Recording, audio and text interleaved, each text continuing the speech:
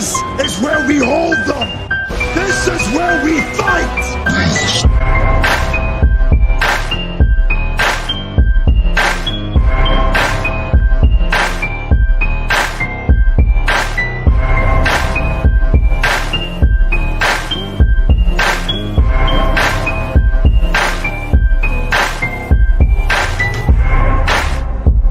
You are now listening to Sweep the Rack podcast featuring Brooklyn Rob and Big Mike.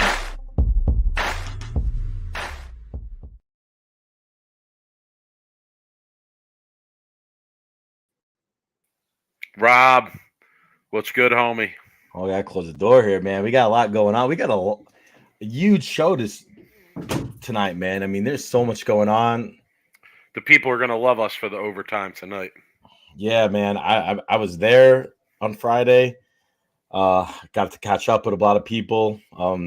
Look, shout outs to all the people that came over and said hello to me. I kind of felt like I was a celebrity for like a few minutes.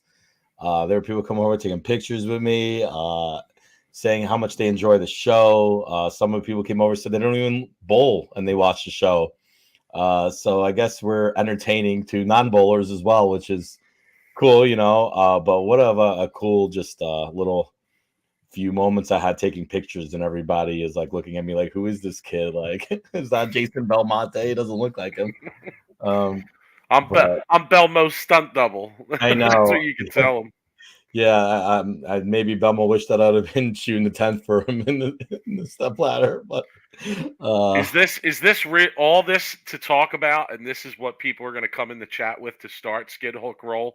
Big Mike, did you whiff a 2-pin at Dougie's tournament yesterday? No, it wasn't a 2-pin. It was a 6-pin.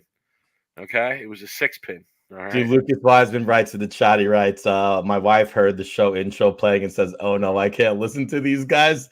Shouts to Lucas's wife, man. Yeah, the same way I don't like to listen to weather broadcasters. They're wrong all the time. So whatever. All right, man. Well, let's talk a little bit about your debauchery before we get into Masters. There's a lot to talk about tonight. So yeah, I'm gonna make it quick. So league review. Bad news on the sport pot bowling front. I think we're getting shut down by Bolero. Yeah, they're putting the X on you guys, huh? Yeah, it's not looking good. So I don't know. We're gonna I'm gonna figure something out one way or another. But it's looking like our run at where we're at is coming to a quick close here.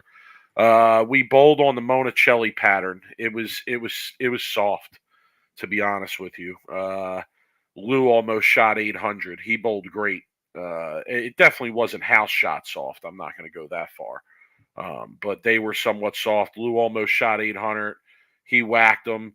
I shot, I think, 140 the last game or the first game, or 170. I forget what my scores were exactly. But then the first game I bowled terribly. I used the wrong ball. I played the wrong part of the lane. I bowled terribly. Second game, I switched to a new blue hammer that I just drilled up. And I went like 240, 230 the last three. I won the high game pot game 2. I won the doubles, I think, game 2. Finished second in the doubles game 3, I believe, as well. Almost won a card game, but not enough. So I bowled pretty good, with the exception of the first game. I threw it pretty good. I'm convinced that once you get to a certain level physically, I mean, you can get sharper. But like if you're throwing it good and your ball roll is good and your balance is pretty good and you're posting shots for the most part, it's really just a matter of getting the right ball in your hand and getting your feet in the right place. And if you can't do that, it really doesn't matter how good you throw it. And if you do that, you can actually get away with not throwing it all that great at times and still striking. And this was a case of that. When I got my feet in the right spot, right ball in my hand, I felt like I had a quarter of the lane to strike. And when I didn't, I felt like I had no room at all. So bowled good Tuesday night. Take that into yesterday. Dougie guilted me into bowling his event up at Lodi. It turns out I was actually free. People give me a hard time about, oh, you don't show up to this, you don't show up to that. Listen, if there's an event within an hour of my house and I'm free, I'm going to be there. You can guarantee I'm going to be there if it's on something tougher. Or if Okay, it's whatever. if it's even advertised as being on something tough and it's within an hour of my house and I'm free, I'm going to be there. There's just a lot of times where there's events going on that I'm not free. And I'll be honest, I'd rather attend my kids' games or events or things of this nature than go to a bowling tournament. We had nothing going on this weekend. It was my spring break, last weekend of my spring break, so I wanted to get out and bowl anyway. So I went up to Bowl Dougie's event. Shout to Dougie, great event, great turnout, great prize fund. Does a really good job of running things. It had a very JBT feel to it, Rob. Lodi lanes, okay, you know as well as I do for all our JBT people. That was like a must bowl stop on the JBT tour, right? When it There's a went couple titles there. yeah, you were going to get good players. There were going to be high entries, and it was 5 games qualifying. It was 3 games in the semifinals, so it had a very JBT feel to it. And yeah, I started out, Rob. I thought it was my day, bro. I'm not gonna lie. I had a vibe going up there. I was like, man, this has a real JBT vibe to it. It's early in the morning. It's 5 games. I come out of the gate. It was a 38-foot pattern, and I come out of the gate, purple urethane, 268. Okay, out the gate. All right. What I leave? A 2-8 in frame one and a 9-pin in frame one and a 2-8, I think, later in the game. Or no, a 2-pin. Yeah, just a 2-pin later in the game. And shoot 268. And I'm thinking, oh, I'm gonna win the first pot. I'm gonna win the first pot here. Dougie goes to announce the first pot winners. First place 300, second place 289, third place 279, and I'm in fourth with 268. So yeah, I knew right away, like, okay, the scoring pace is going to be a lot higher than I thought it was, and I probably have to keep striking here to kind of stay in it. Whereas I'm thinking, oh God, 268, I'm way ahead of the game, and I wasn't that ahead of the game. Game two. Game two is where my day went awry. I go to game two, second pair. We switch sides of the house. We go the end pair. And I was A on my pair. There were 6 on a pair, and I was A. And I go up with the purple hammer, and I throw my first shot, and it hooks on the lane immediately. Crosses over. I leave a 9-pin. I watch a couple other people on my pair who were throwing it good. One guy runaway crossover. He leaves like the 1-3-6. Okay, and he's a righty. Another guy runaway crossover. Basically the same thing. Almost picks 3 off the left. And one of those guys was using urethane up the gutter as I was too.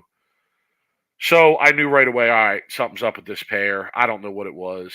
I don't, I to me it looked like the first few feet of the lane weren't oiled, but I don't know. Other people said, oh no, Lodi, that pair just hooks a lot. Hooks a lot is not describing what was going on with this pair. It was like night and day between the other pair that we were on. So I move way left. I switch balls. I split, Um, open, fried, switch balls again, 3 in a row. Then I 7-10. I missed Dude. the 10th. And that was it. That was it. That was my day. I was mentally fried after that. I had a chance to get back in it a couple games later. I think game 4. I had 279 going into the 9th frame, and I went 4 through the face, split, and then missed the 10-pin in the 10th to shoot 218 when I had 279 going. All right, so how'd you do? What'd you do? Did you make it? I finished like plus 40. I didn't make the cut. Okay. No, I was like 50 away from making the cut. And even if I would have made the cut, I wouldn't have had a chance anyway, honestly, because the scores were too high, and they were going from 13 to 5 after the second round. But shout to one of the guys that bowls on my Tuesday night league, Steph. He won the handicap division, and yeah, like I said, it was a good event. Scores were a little bit high for my liking, but I had a good time. I enjoyed myself, and I thank Dougie for running the event. He does a good job. So that's it. Cool. All right. Well, let's get into some stuff here because there's some people in the chat. Joe Gable, the legend. You don't know Joe Gable, Mike. I don't. He wants to know who would win a match between me and you. I think it depends what we're bowling on, but no, it doesn't depend what we're bowling. Doesn't depend. I don't know. Okay. Oh, we gotta have to get it. Oh, okay. I might have to come out and we might have to bowl each other. We have to get that on video. I'll let you pick whatever you want in whatever house you want. No doubt. All right, we got a lot going on. So where do you want to start? I mean, I don't even know where to start. There's so many topics to talk about. You want to do the league? You want to do the awards, and then, or you want to get into some other topics first? Yeah, let's do the rundown. I mean, I'm sure that a lot of the other stuff we want to touch on is probably going to come up during our rundown anyway. So I would Yeah. say let's just get into the rundown. Let's talk about the tournament. That's what everybody's here to hear about, and let's get into it. So I don't recognize some names in the chat. So we have a formatted way that we review the tournaments here. And the first thing we do is we run the ladder. Yes, Rob, where we kind of discuss quickly in some instances the matches here in the step ladder. So first match you had Sam Cooley against Richie Teese. And to me, it was pretty clear early on that Cooley was going to win that game. Teese's look wasn't that good. Cooley's looked great. Cooley had a couple unfortunate breaks early in the game. Even I felt like he could have started with the front 6 or 7, maybe even. His first 6 or 7 shots were just great, and Teese's were great too, but he just couldn't knock. He just wasn't knocking 10 down. Yeah, it just didn't seem like Teese was comfortable. Probably a little nervous. I think Sam Cooley doesn't get nervous. I don't think Sam Cooley on the show really feels anything. But I just feel like Teese just couldn't get comfortable, and Teese and Sam just was able to, start more left. Yeah, I mean, when Teese interesting. missed the spare, that was it. But the interesting thing is that Sam, during the matches when I was watching on Friday when I was there, he was starting a lot more right, playing with a lot more surface. So it just shows you that the shows there is a ton of practice on them beforehand. They were also bowling on a different side of the house for the shows. The shows were set up in one side of the house. They weren't bowling on all the matches, and were at least the matches on Friday were all on the other side of the house. So yeah, maybe they just play differently, and with the show, and we all know the lights and stuff, it just the lanes play differently and they break down differently. So Sam was using a different ball; he was playing more in, and that's more of his comfort zone, I think, than playing right at 10. Yeah, I think sorry, go ahead. Go ahead. No, go ahead. I think if they were playing more right, like more right of 10, I think Teese might have had an advantage, to be honest with you. But since they start to get in, Sam was definitely more comfortable. Generally, they seemed like they were hooking a lot more on the show than they were on the quote unquote fresh or near fresh in the matches throughout the week. At least that's what it seemed like to me anyway. In that match, I took Cooley parlayed with the over, and that was out by like frame 7 because it was clear that the over wasn't going to hit. It was 430.5. So yeah, loser for me that first game as well.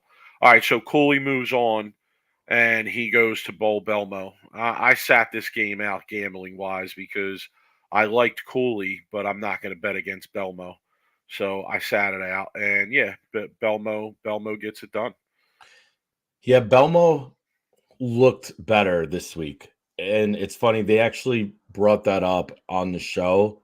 But just watching him, I've been kind of saying throughout the season, and I've been on record saying that there's just something doesn't seem 100% right with Belmo this year. Something like in his approach, I can't really look. I'm not a guy who's gonna sit there and go over to Belmo and tell him that something doesn't look right, but it didn't look right to me. And this week I was watching him bowl and I could see how better his execution was. So I knew kind of like maybe 2 or 3 matches into the losers bracket when he was starting to bowl in the later night when we were there that he looked really good and he looked really comfortable and he was really focused. He really wasn't talking to a whole lot of people. He was pretty, kind of dialed in. I really, thought he wanted this more than I mean, just being there, I guess is what I'm trying to say. It just seemed like he was more dialed in. So yeah, he looked comfortable on the show too until obviously the next match. But yeah, I definitely saw it though. Okay. I felt like in that match, Belmo had a couple shots that could have looked like they could have been disastrous, but he paid a smaller penalty than the max penalty on those shots. And there were shots that Cooley made that were the same, and he definitely paid the max penalty. Well, I got to pull So this comment out. I found this interesting. They talked about Cooley being in Lockport, New York, which is by Buffalo. He showed up at a local tournament, and I lost to him in the final 8, and he won the whole thing, and didn't smile either. Daniel Gizzy, that's a good story. Nico wants to know how much money you lost in betting all the matches. We'll talk a little bit about the yeah, betting I'll go after over my one night. betting in a little bit after we get through the tournament Yeah, here. yeah, yeah, So Belmo goes on, right? Belmo moves on, yeah. and he's going to bowl Dombrowski, right? And this to me is where the show really got interesting because I thought this was a great show, but especially in these last two matches. Um, I found it really interesting that Dombrowski was using Belmo's bowling ball against him. Like that was an interesting little wrinkle to me. Like he's using the ball that Belmo came out with, and he's gonna go out and try and beat him with the ball that has his silhouette on it. I found that interesting. Um, Carl was there in the front row. I mean, if yeah, anybody I saw him, saw him. What's up, Carl? he was sitting next to Pharaoh. Was anything mentioned on the telecast about a water bottle when Belmo threw the 8, 10, and a 10th? No, there was No, nothing Belmo mentioned, did. Belmo talked. Belmo said he should have stopped. but nobody knew why he should have stopped. There Right. was no mention of. There was something You distracted could tell. You Belmo. could tell there was something in the crowd off to his left that distracted him because he looked back, and he kind of looked over that way and was like, "Why didn't I stop?" You know. And yeah, So I don't know. I mean, he should have Carl, stopped. Dombrowski did the same thing. Carl, you being there, did somebody purposely like crack a water bottle when he was going up there? I really would love to know this. Listen to how he phrases that question. There, Carl said there was Uh, a water bottle drop that made noise but didn't stop. So wait, this is really ironic, Mike. Are you saying that a water bottle distracted Belmo and that was the reason why he left that 8, 10, and a 10th? Which is really ironic if you ask me in a weird way. I don't know how to respond to that. Oh my goodness. Okay, so we all knew what happened, right? Belmo needs to get up. Everybody in this country watching, the whatever 1.5 million people that are watching this show, all thought this match was over. I mean, right? Like well, he's I getting up mean, to Mark in the 10th, Mike, I felt and like for the in this match, I took Belmo and the over right in this show. I had that parlayed in this match, and to oh, Dave, I me, do love myself some drama. yeah, to me, both guys like had 240, and it was a close match through 7 frames, and then everything just went awry in the last couple frames of this match. It seemed like Dombrowski's ball reaction was getting worse and worse throughout the game, and he was having more and more trouble making the ball hook down lane at the right point. Uh, Belmo's reaction was getting worse and worse throughout the game, and it looked like he was having trouble deciding whether he wanted to hook it, whether he wanted to get it right and really roll it off of that spot, or whether he wanted to trap it and use the hold and try and get it to hold. And it fell apart. I mean, it kind of fell apart in the last frames, right? So Dombrowski falls apart, and he ends the game when again he had about 240 in the 7th frame if he goes out, and he ends the game with what I think 190 something, high Yeah, 190, yeah, right? yeah. The, Belmo gets up, right? Belmo gets up after having an opportunity to kind of put Dombrowski away in a couple earlier frames, but his look was getting questionable too. He gets up and all he needs is a mark, yeah, Rob, everybody who's watching is thinking, all right, this is over. Dombrowski just lost his shot. We all know what Belmo's going to do here. And yeah, he went up and I mean, obviously, if he was distracted, he was distracted. But he goes up and he makes an errant shot. And the result is an 8-10, a light 8-10, a 2-8-10 without the two, basically. And he wasn't able to convert. And Dombrowski wins sitting on the bench in shocking fashion. So Belmo was really, he knew he needed to switch out of that ball. I think he was using like a Tour Dynamics, I think, looked to be a really even rolling ball. Yeah, at And one point in that game, didn't he even say He on the did. left lane, he said this lane wants to see something different. It did. So And he knew. he knew, but the right lane is the one that was, he didn't really think I think he would have switched balls on the left lane, but I don't know if he would have switched balls on the right lane. So I think he was fine using the ball he was using in the 10 frame on the right lane. But he knew that the reaction wasn't great. He was losing it. You could tell the way the ball was going through the pins, it wasn't great.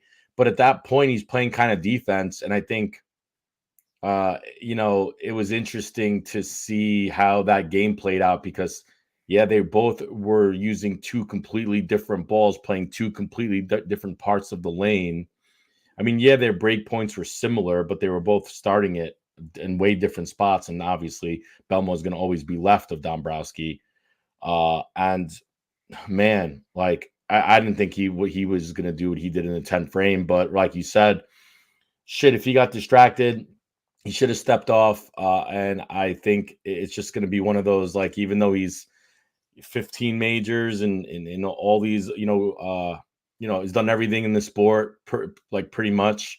Still living, you still live and you learn, right? From mistakes like that, right? I bet you next time he gets distracted, he's going to step off, regroup, Well, and then that's come what back I think. out. I think that's what surprises us about it is because you would expect somebody with his level of experience and accomplishment to definitely step off, right, and Yeah, reset in that situation. Now, the other shocking thing to me about that ending of that match is that he only needed a mark. I mean, he only needed a mark, and to me, it was like all you had to do was not get it far right, and you were probably going to be okay. I know, but that's easier said than done when you're at the next. I know, but like it was just that was shocking to see that Yeah, ball of course. shoot right so quickly Yeah, on that shot. I was really really expecting a high hard one on that shot. I thought no. he was I thought he was gonna definitely play the hold on that shot instead of trying to play the hook. Well, he got distracted and he made a bad shot, and unfortunately, he made a Yeah, bad enough shot. He essentially 2-8-10 without the two. yeah, So no I mean, doubt. look, even the best in the world make bad shots when they need it, and it just happened to be at the worst possible time he could have done it. Okay, so Dombrowski moves on, right? Dombrowski moves on to Both the my final guy D-Ron. Let's go, against D-Ron. against Iran, and I mean, where do you even start? I mean, So so I I went start. I went back today. I went back today and I did some research on other amateurs who have won the Masters, right? And for most of them, you can't see their run through the bracket. Some of the past Masters they still have the brackets posted and you can see their run through the bracket. But like Brett Wolf, you couldn't see his run through the bracket. Brian Bogosian, you couldn't see his run through the bracket. But I mean, and so again, I don't know when I say this, okay, because I didn't see their runs through the bracket. But the people that made the show with them, with Wolf, with Bogosian, right? And that's going back like the last 30 plus years. I also took a look at Steel Smith because I believe Steel Smith was an amateur when he won the Masters as well. Okay. And going all the way back to Steel Smith, I can say that the players that made the shows with Steel Smith, with Bogosian, with Brett Wolf are nowhere near the quality of players that Booker had to go through to earn this title, right? And I'm not talking so much about the show itself because right, he ended up bowling Dombrowski, who again is like a non-established professional player, right? But when you think about the fact that uh, he beat Cooley, he beat Tackett on his way to this run. Those, Simonson. yeah, Simonson, those guys, right, who I mentioned before, those other amateurs who had won this tournament. Come on, what lineup of bowlers could you give me that they went through in this tournament that's going to surpass what this guy did? Yeah, I don't know. I didn't even check. And John Nolan, D1 is. John Nolan in 2009. I forgot about that one, Nico. Good one. Yeah, John Nolan is a friend of mine. He bowled at Saginaw Valley, and this is one of the hardest, easiest tournaments to win. If you get the right matchups at the right time, you could win. If you get the wrong matchups, kind of like how EJ ran into D-Ron. D-Ron shot 279, 300. Practically, EJ is practically done at that point. Like, there's really no coming back from that. So yeah, like you run into the wrong bowler at the wrong time.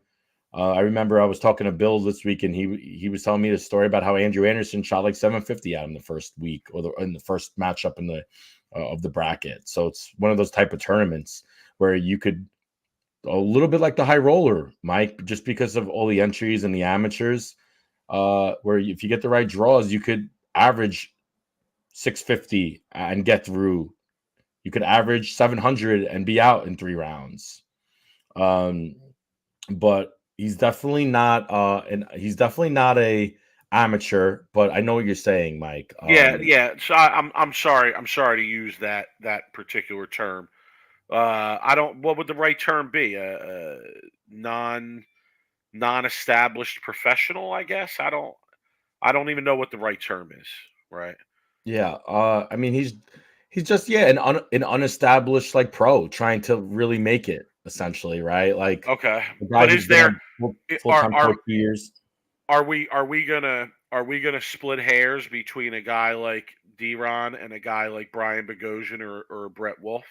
No, because I think it's different eras. Like when Brett Wolf and Bogosian were bowling, the reason why those guys were amateurs is because they were probably making a ton of money in the high rollers, and it's a whole different era of bowling as an amateur back then compared to now, right? Agreed. So I think the PTQs though of D-Ron getting through the PTQs and going through that even makes this title even more special to me in a way, right? Because he's not fully bowling on tour. He's bowling 8 games a week and trying to, or 9 games, whatever it is, to try to qualify through the PTQs. So he's not even getting the games that some of the first and second year pros were getting back Like, when there was no PTQs. are you telling me that Booker isn't showing up to amateur events in his area and bowling them, when allowed? I mean, there's a lot of events that allow guys who kind of have the same status that he does Yeah, he to bowls. bowl them. Yeah. So when I use that word amateur, What I'm saying is, I guess what I don't know what we're arguing about, but my thing is like to be full time pro and not even getting the full time pro games makes it even more special from what D-Ron's doing. Back when you could talk with the non-exemption oh tours, yeah, these guys are they're getting the games in on tour every week. You're getting your whatever it was, 16 games or whatever. These PTQ guys are only getting their PTQ games in, and if they don't make it through, they're on to the next week. So for me, that what makes it even more special for someone like D-Ron, who is not a full-time exempt pro, right? If you want to call it. yeah. And Charlie in the chat brings up a good question here, and No, I'd like to get to that in a second yeah, though. But yeah. next year he's going to be. I don't know. Do you get exemption Yes. for winning? Well, I think winning a major is going to get you enough points to be exempt as long as he bowls a few more events. In fact, on their Yeah, pre-show this morning, the guys from the house who did the pre-show were making the same point for both Booker and Dombrowski that if they both bowl most of the rest of the season, they should earn enough points to be exempt for next year. So that's another huge piece of what they won today, right, or what they accomplished today. So that's definitely something worth pointing out. All right, Rob, can we get into the discussion of this actual match? Yeah. Because to me, I was absolutely floored that Dombrowski didn't switch balls going into this game. Okay. Why? I mean, I think I'm on the same page as you, but explain why you were so surprised. Because I thought his reaction looked very questionable. I think it went away towards the end of that game with Belmo, and I think it looked very questionable. I think if he executed it perfectly, he had a chance to strike, but it had to be 10 out of 10, or it just wasn't gonna strike. So I was Yeah. just surprised to not see him make a major change going into that match. Yeah. And even Dombrowski's strikes on the right lane were all like bucket spill strikes. Yep. How many times did he spill a bucket on that right Yep. lane? Like 3 times. So his reaction wasn't good. And I agree with you. He probably would have had it. I would have liked to see him go to something different. You're right. That fate wasn't doing it. It wasn't. He should have switched and figured it out. But maybe he thought that. I mean, look, like maybe he was thinking D-Ron's first. Poutine. Yeah, maybe he's thinking, look, this is D-Ron's first game on TV. Bowling for a major. They're Maybe sloppy. they're sloppy. Maybe he thought he would have needed 2-0 to win. And obviously that wasn't the case. I mean, D-Ron was very cool, or seemed very cool, very calm, very collected, except for the first shot, which is expected, right? Your first shot or two on TV in a major, the championship is going to be, who knows, right? But for him to go Brooklyn and get lucky and get a 9 and kind of relax a little bit after that, I mean, he looked really, really like calm for somebody who's bowling for a major and has really a lot. I mean, almost a lot of his bowling career on the line in one game here, right? Like we talk about the exemption, you talk about the Masters title, 100,000, right? Yeah. The money. Don't forget about the money. I mean, look, like the money keeps him on tour for maybe who knows how many more years. Tournament of Champions exemption. Next year Masters, he gets into the top match bracket, right? There's a ton. There was so much on the line for this kid, right? And for Dombrowski too. For Dombrowski too. I mean, to me, that's part of what was riveting about this match was that outside of the money and the title, there was a lot else riding on it for both of these players. Now, I think in the end, it's probably going to turn out really good for both of them. Not only, I mean, Booker obviously won, shout to him, but also for Dombrowski because he's likely going to qualify to be exempt next year. And yeah, he's going to get a full-time shot, right? So it's likely to work out well for both these guys. And I think that was a cool thing about that match today. Am I being hyperbolic if I say that this might have been the most impressive run through a Masters bracket ever by Booker? How would you compare it to last year's Simo run through the bracket? Nah, different. No, it's a different situation. I mean, we're talking about a guy just Mike taking people out. Mike, I was there. I watched 3-4 of his matches. He's a friend of mine. He's been a friend of mine since I tweeted that out since I bowled the adult junior with him years ago.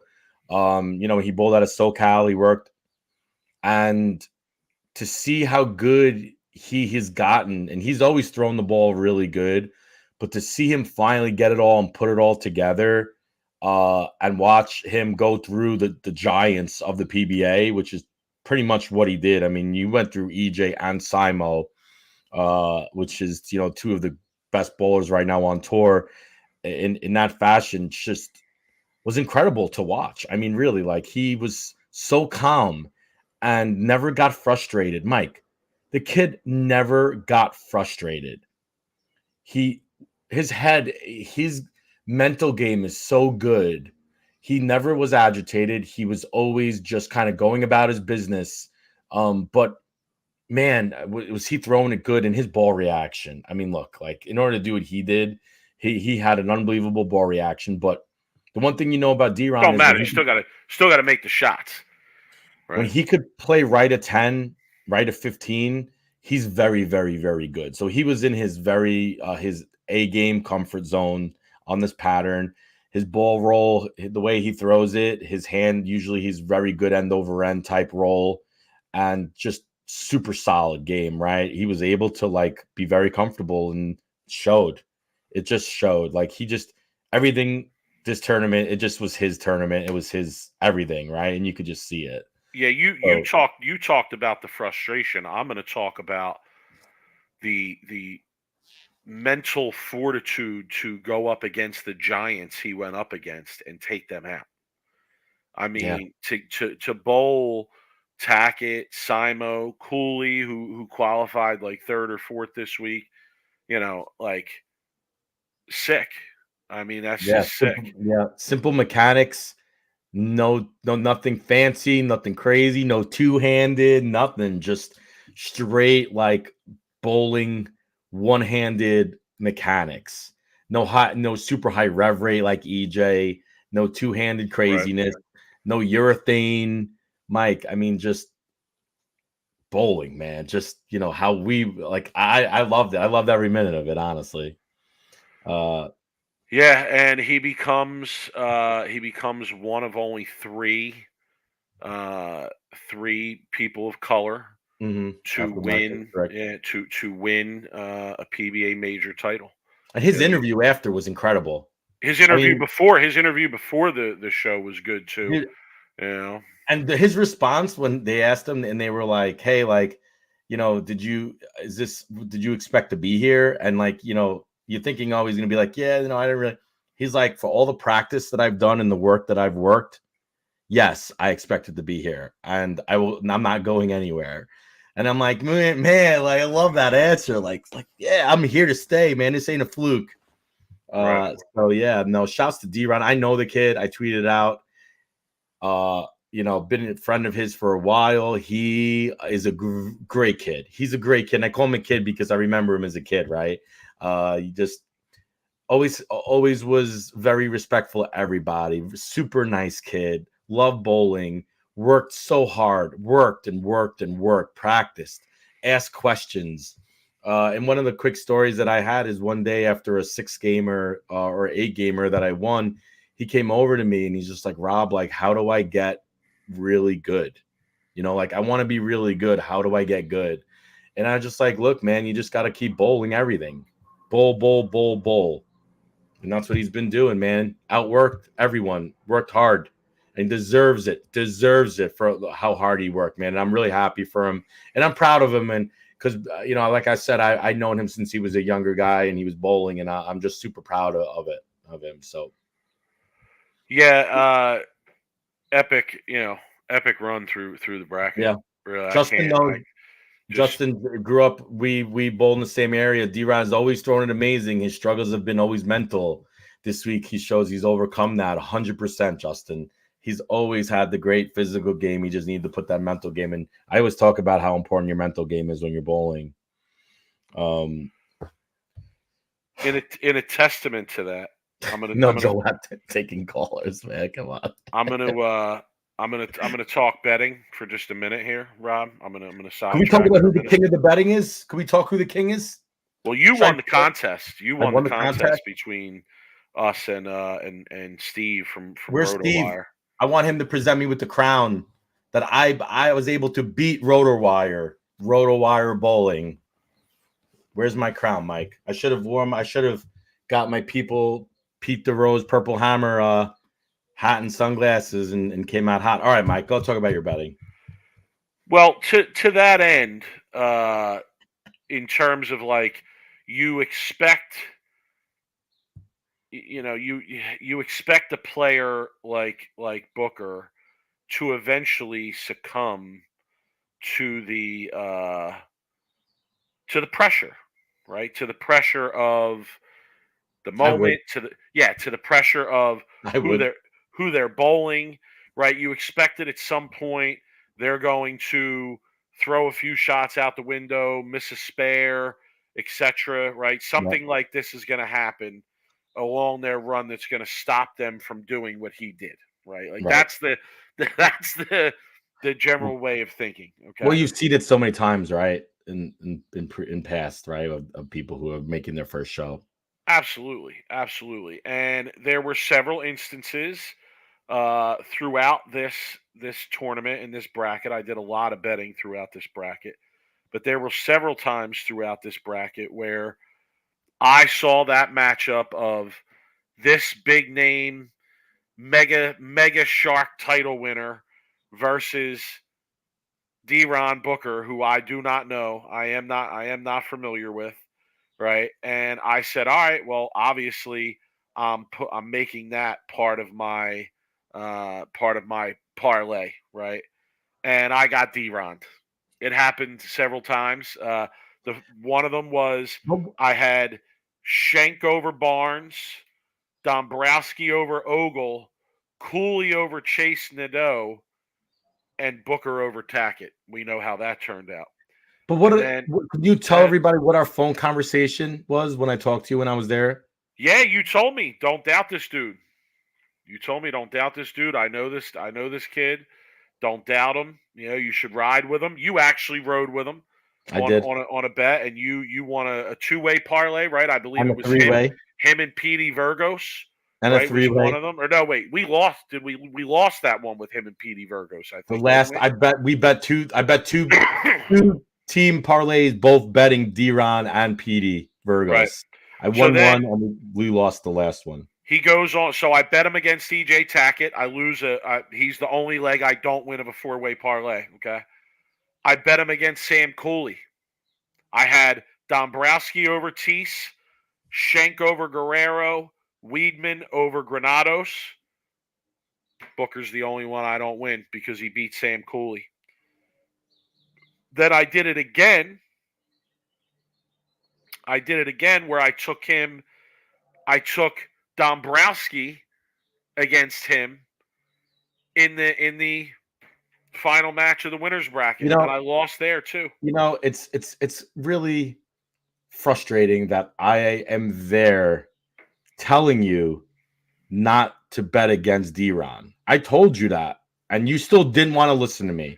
Well, I honestly, You didn't listen to me. I understand what you're saying, but I'm not betting against CJ Tackett, and I'm not betting against Sam Cooley, and I'm not betting against Simonson either.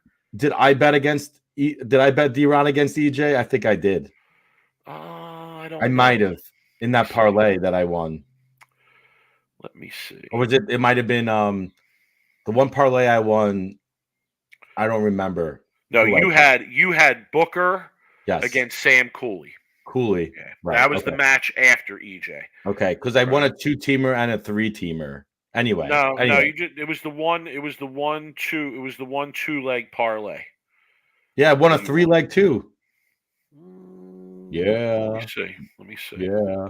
Anyway, we move on. We got a lot more to talk about. Not that I put in for you. I don't see that here. It was no, because the next round we took Booker against Dombrowski. You took Booker against Dombrowski and Petey Virgos, and Virgos lost, and that was it. Mike, the first bet I bet was a 3-teamer that I won with you. We could get into it, but yeah, here's a 3-teamer that I won. I bet EJ over Belmo, Cooley over Guerrero, and Teese over Granados. I bet 25 to win 97. Okay, yeah, I got that. That. Okay, let's move on. Okay, there's some other stuff that. But you didn't have Booker in that one. I didn't. No, you're right. Okay. I didn't. But all right, back to our categories. To our categories. We ran the ladder. All right. Ride with.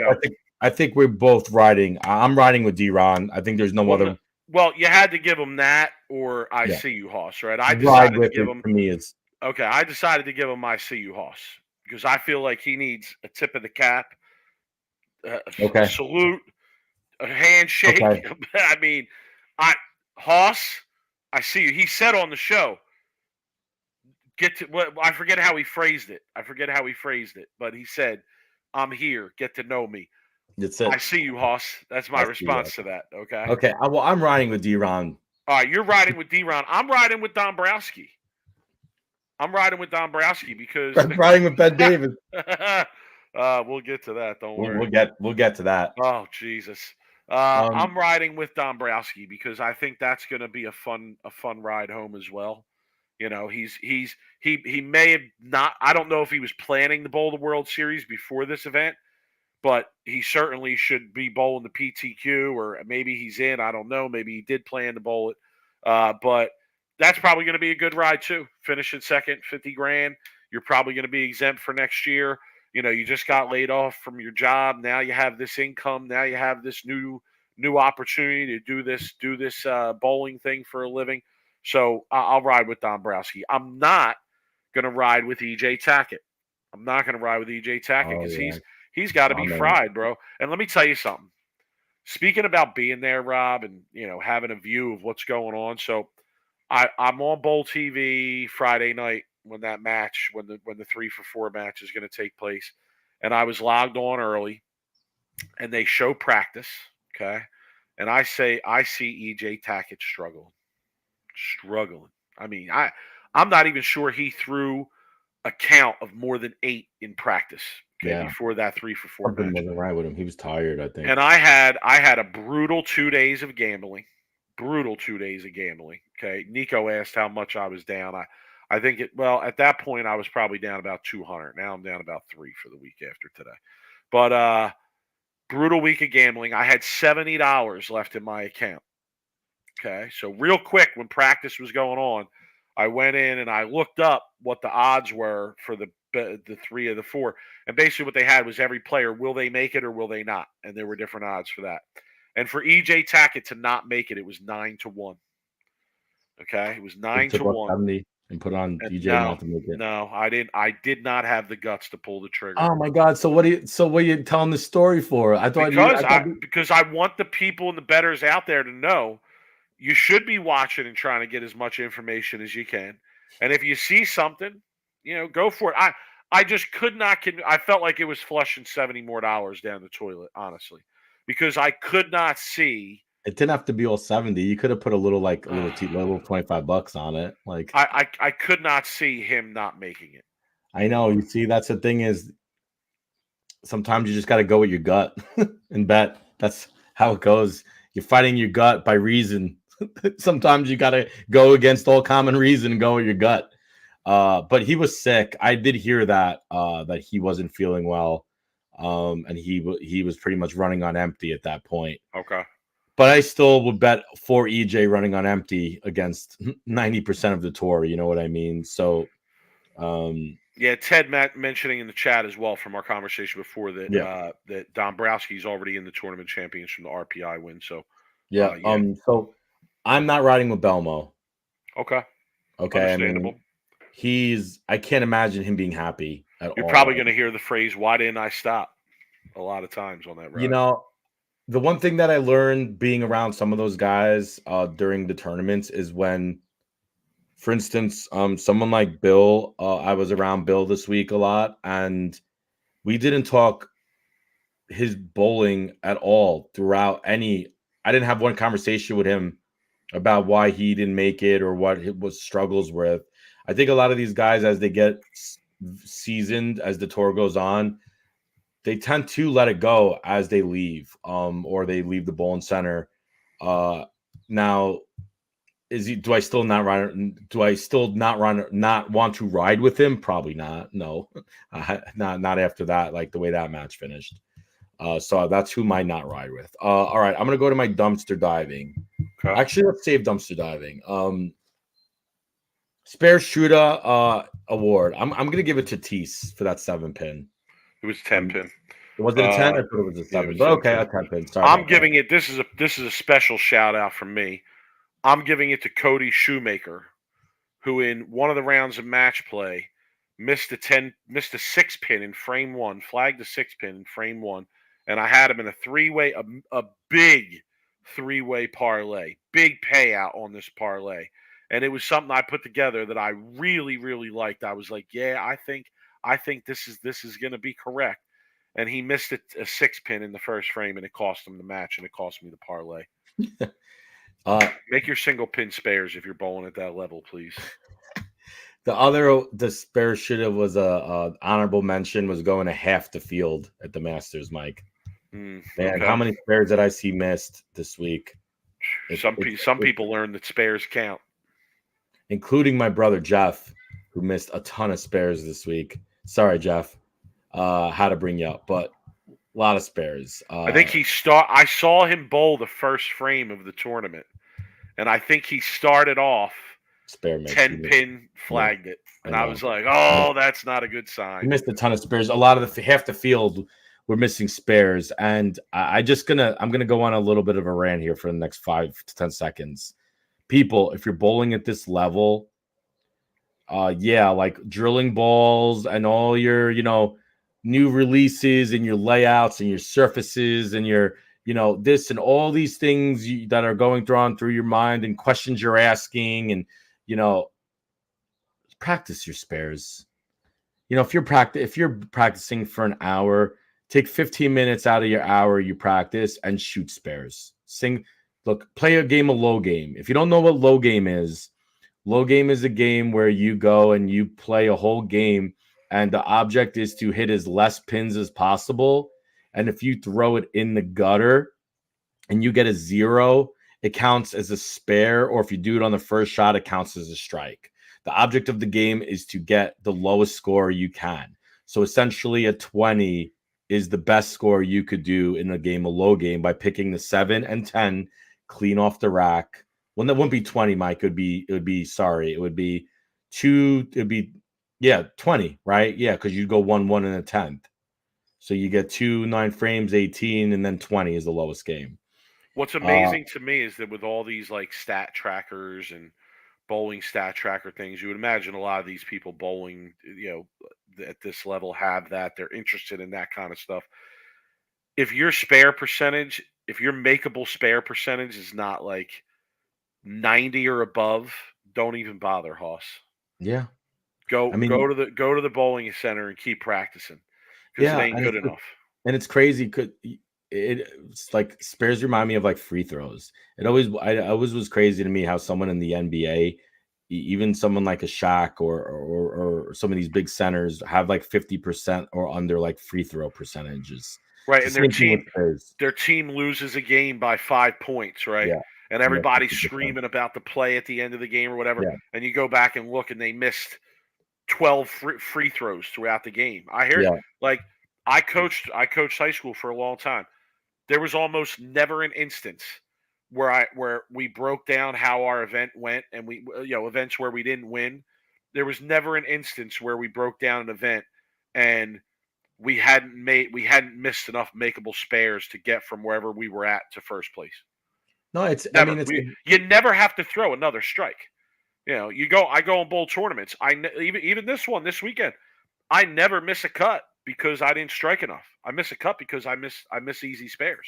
It's a valuable lesson. If you're going to take something out of this show, and we'll call it my bowling tip of the week, literally make yourself into a great spare shooter. There's a reason why guys like Walter Ray Williams won as many titles as he did in his career.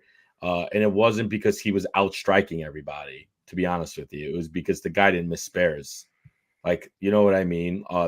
These guys were at 95% and higher on single pin and probably even multi-pin spare. Yeah, any makeable spare, they're going to be 95% or better. Practice. You don't need to leave. Like, it's great if you go to the practice to your local center. It's great if you throw 750 in practice and you get to show everybody you bowled 750. But that's not going to help you if you ever go to these tournaments. Like, in general, all tournaments, sports shot tournaments, more than house shot tournaments, spares is what separates people from making cuts, from winning, and that's my bowling tip of the week. No doubt. Yeah, anyway. On the spare shooter tip. All right. I see you, Hoss. I already said I had D-Ron. Who you got? Chase Nadeau. Okay. My guy believe it was his first Masters. I know Chase from the Tat. Chase always bowls a Tat. His dad, Dan Nadeau, was actually, I believe, partners with Ed McWilliams back when they first started the Tat. And Dan Nadeau, I believe also was partners with David Haynes at Haynes Bone Supply.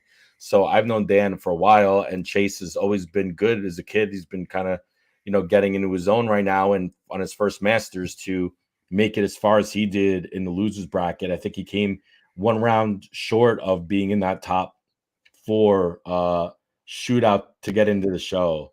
And he took I was there watching in the Friday night, a couple matches before that, and he made some really good shots to advance. So that's who I see you Haas goes to, Chase Nadeau. Okay, Milk Carton, who you got? I'm going with Mike Flanagan. Oh. All right. Hold that thought. Okay, hold that thought for 2 seconds because we're gonna get into that after this. Okay. I'm going Milk Carton, Francois Laveau. I gotta tell you a good story about Laveau. that. I gotta tell you like this story. Hasn't been around for a while. All of a sudden, pops up this week. Good to see him. On that first page of the standings. Had a good week. Milk Carton. You want to hear a great story? So we had Frankie on, right? He previously on a show. Great sense of humor, right? Because I was always giving Frankie a little bit of heat about not showing any emotion. So anyway, he's bowling his match, and I walk in on Friday, and I managed to just because the settee area was packed down there, it was terrible. It was. I'm probably going to use this in my final thoughts. So stick around to hear my thoughts about being there. Wasn't fan friendly being there at all. But I ended up sitting behind Frankie Lavoie's pair. He's in the middle of his match. He literally comes over to me, gives me a pound, and he says, "Oh, you're watching? I'm going to have to be more entertaining now." And I laughed, and I was like, "All right, Frankie." Then what does he do? He takes his water bottle, and he pretends to start like banging the table. And I'm like, "Attaboy, Frankie, go get him." Like, he was just laughing, man. What a good kid. I was so like just laughing about it, man. It's just for him to come over and just be like, "Yo, Rob, what up, man?" Like, now I gotta be more entertaining. Just made me laugh. So good. He was bowling good, man. I watched him too. Look to be getting a little bit more comfortable for Frankie. No doubt. I hope he remains visible and not missing, and we don't have to give him Milk Carton again. Dumpster diving gold medal. This is prime. This is so. Let's just talk for 2 seconds here. Okay. We're not going to give it to somebody who's not a PBA guy, right? Who we don't at least recognize them as PBA guy. I'll be honest with you, had to take the lefties out of consideration for dumpster diving gold medal because I felt so bad for them. I felt so terrible for them. I did it. I actually considered giving dumpster diving gold medal to the lane pattern designer this week. Nick Hoagland? Yeah, Nick Hoagland. Because Nick Hoagland, the lefties got to eat out here too, son. The lefties need some food too, son. Like, that was pretty brutal. Especially after the season they've had. By the way, there's some back and forth between Rick Benoit right now and Luke Rosedale about this whole lefty-righty issue and the pattern, and they're going into their whole like technical like back and forth, getting a kind of brutal online a little bit. The lefties didn't have it. I did give it to a lefty. My dumpster diving, though. FYI. That's terrible. That's a terrible choice. All right, I'm taking Joe Grondin. Okay. All right. Actually, the people who were here before the show started in the chat, somebody was like, "Yeah, anybody got a dumpster diving suggestion?" And somebody said, "Yeah, Joe Grondin." Ian Sharp said, "I don't know if there are reasons behind this that may be in play." But Grondin had an absolute trash Masters. At one point, I saw his ball stick, and the poor guy threw it 10 feet in the air. Dude was totally frying out. He was just done, throwing the ball straight down the lane and not even trying to make spares. Kaiju level fry out, he says. He finished 420th. My thoughts exactly. Ian, my thoughts exactly. I got to give it to Joe Grondin. And I got to be honest, I would have loved to have stand behind him and watched him as because my man was probably heated as hell. He was probably beating himself up. Woo, 420th, bro. What Joe Grondin really should do, you want to start being viral on the internet, start your own YouTube channel and mic yourself up and just be who you are and let everybody watch you fry out and listen to you fry out. And I think that would be a great idea. Yeah, Yeah, I dig. Simonelli deserves an honorable mention for He Milk does. Carton. I had him on my list, Sean. He Sean does. Carter in the chat But it's mentioned just it. wild to me because Simonelli has been non-existent all year, and then the 1 week the left Where the side is lefties are dead. dead, he's in. I Well, know. it's so unbelievable how I just can't figure it out. Yeah, I Like agree. it's so wild to me. But yeah, he needs to be definitely a shout outs to Simonelli for bowling. Like to start seeing him live up to that MVP league.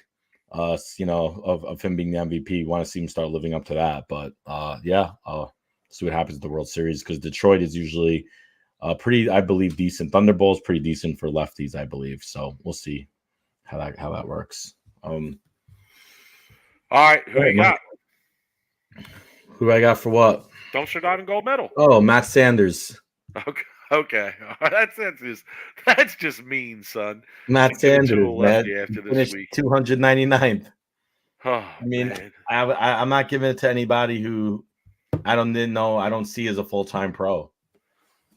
But yeah, that is a little bit hard. But look, if you're on tour and you're full-time and this is your profession, I mean, you're supposed to try to figure it out. No, I mean, even though look, Simonelli bowl good, right? So it wasn't completely not out there.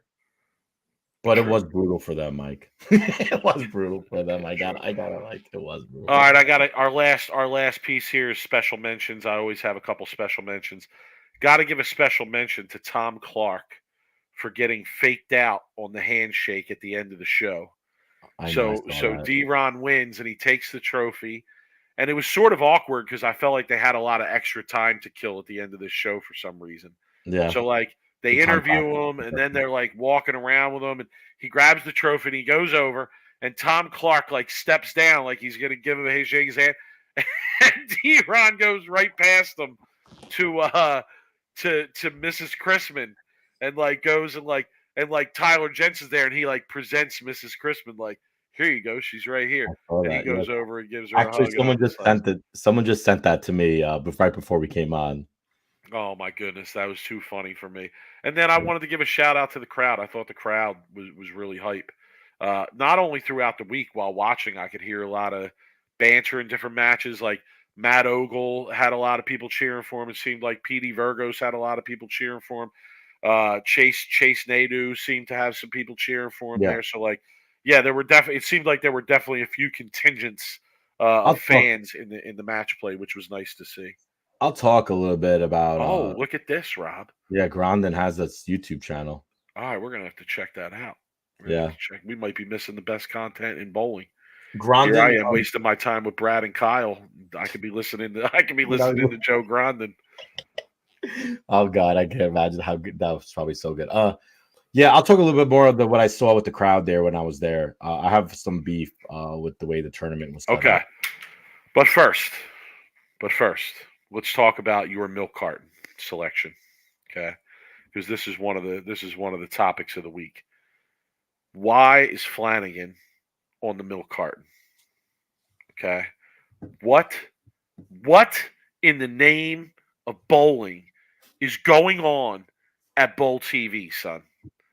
Seriously, let me ask a question for the entire bowling community, subscriber base, Bowl TV community, chat, whatever you want to call it. Let me ask a question. What are you guys doing over there? Who is making the decisions and why are these decisions I reached out to Flanagan. All right. I'm going to talk about this because I'm tired of not talking about it. So I'm going to talk about it. Okay. I reached out to Flanagan, and I didn't reach out to him recently. I reached out to him a couple weeks ago. I reached out to him the first week he wasn't there. Okay. And he told me that he had planned a break, a vacation. Okay. But he also told me that he would be back for the Masters. Okay. And that he was available to commentate the Masters. All right. Now, he wasn't at the Masters this week commentating. All right. So what does that tell me? All right. That there's not much speculation needed here. Okay. What it tells me is that USBC powers that be, this probably, I'm going to say most likely, because Rob, we reached out to the USBC on this, and you sent Chad an email, and Chad forwarded that email to Jason Thomas, correct, who's in charge of Bowl TV. So I'm going to say likely Jason Thomas, because it seems like he's the decision maker on this stuff, right? Likely Jason Thomas decided to put Mike on the bench and not have Mike come in and do the commentary. So I started asking myself, why? Why is that? Okay, because we like to speculate around here, right? We like to speculate around here. So I thought about two things that came to my mind when I thought about why Flanagan has been put on the bench. Okay. The first thing that came to mind is the fact that since Flanagan has left, it's like the chat doesn't even exist anymore. Okay. They are absolutely ignoring the chat. There's no acknowledgement of any questions, any comments, any things that people ask, requests to switch to a different channel and what they just act like it's not even there. Okay. It's been very noticeable to me because Rob, you're the same way. When you're in the chat, you're kind of active in the chat. And a lot of times when Flanagan was on there, not only in our case, but with everyone, with a lot of people, he was interacting with the chat. He was pulling up comments. He was taking people's questions. He was responding to things that people were saying, even if they were outside the realm of the actual bowling that was going on, right? I'm sure some people didn't like that. I felt that it was providing another piece of entertainment while you're watching what is sometimes an otherwise boring product, especially during qualifying. And I felt like Flanagan got that. He understood that. He understood that when we're watching qualifying, that's the time that we can kind of be light and do different stuff and try some different things and interact in different ways.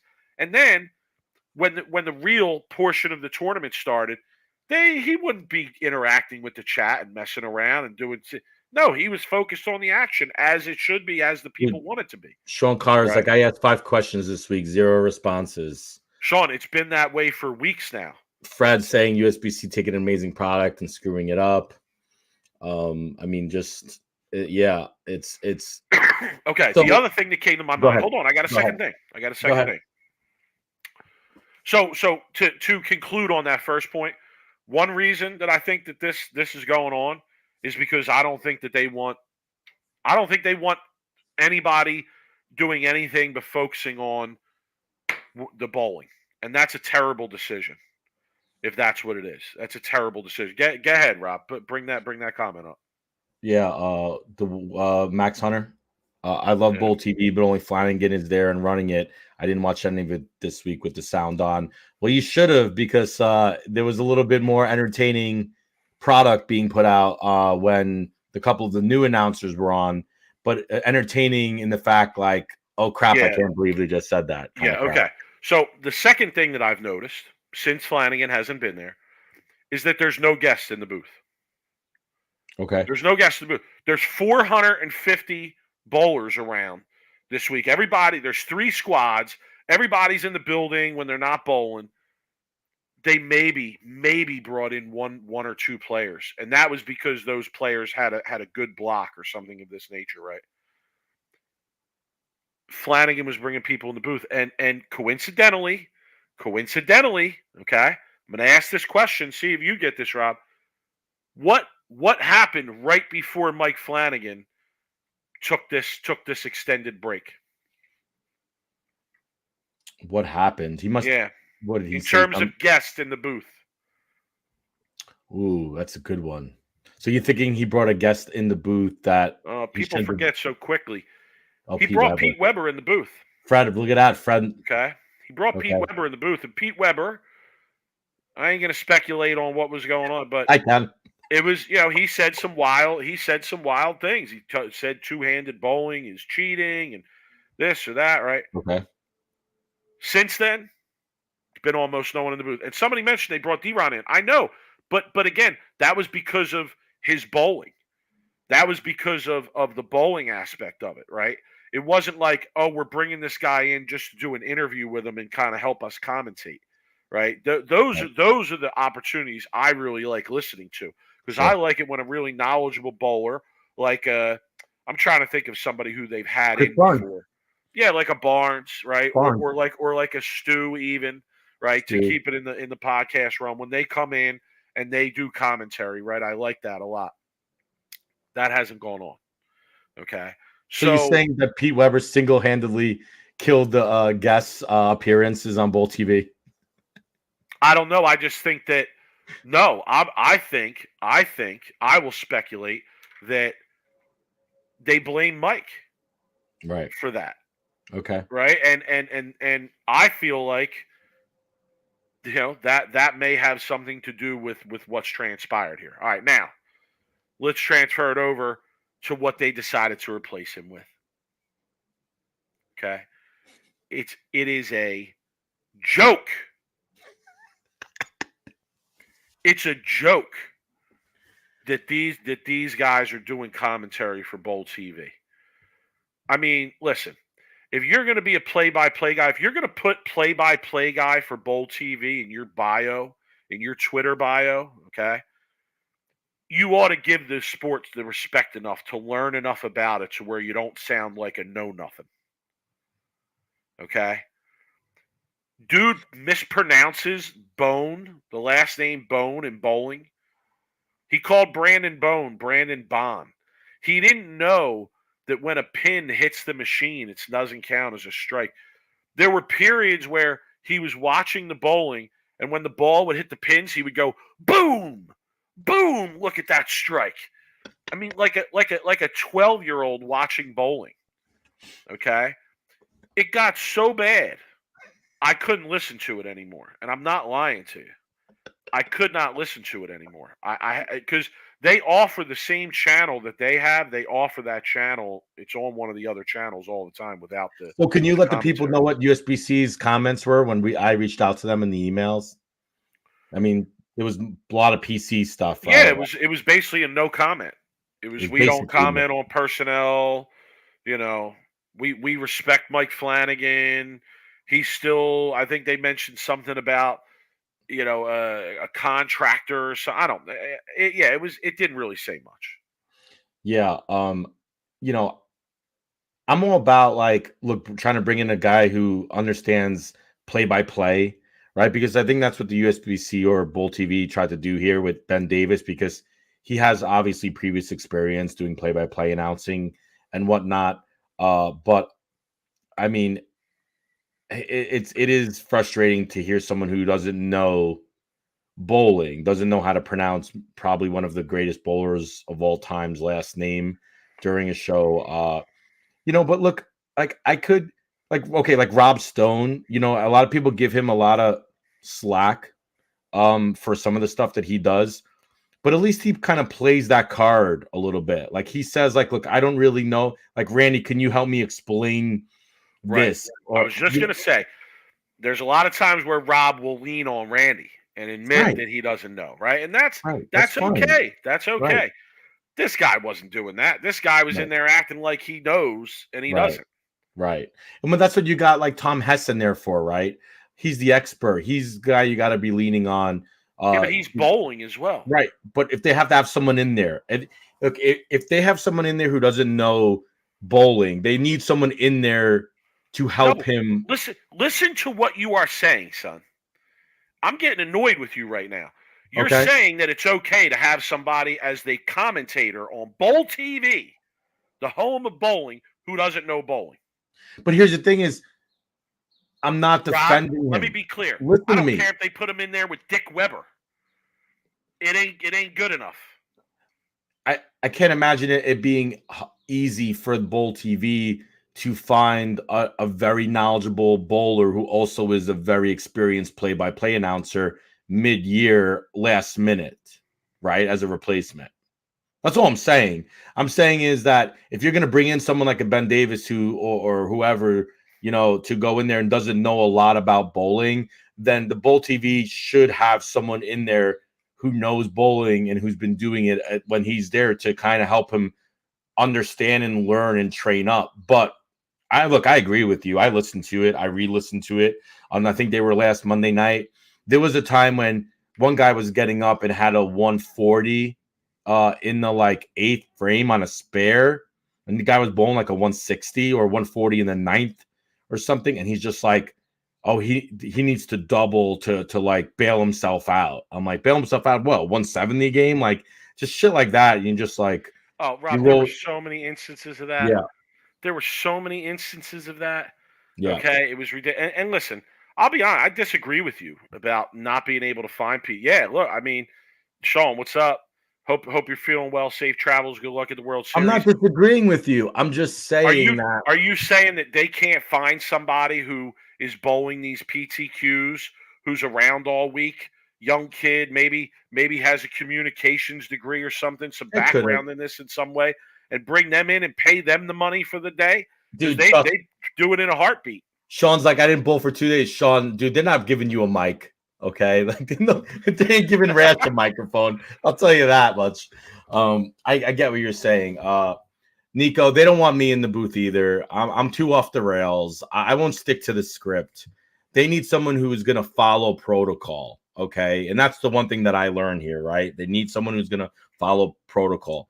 I like to talk off the rails. I like to talk about other things than what's going on I like other storylines because that's what's interesting to people.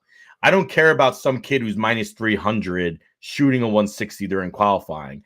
I want to hear about what happened with Simo and JR, right? When Simo double flipped him off, which we'll talk about. That's the stuff I want to talk about, right? When there's nothing interesting going on in front of me, which you said, you were spot on. Like, you need to keep the fans entertained by chatting with them in the chat room, as well as talking off the lane type storylines, right? And that's the one thing that I don't think Bowl TV wants to do.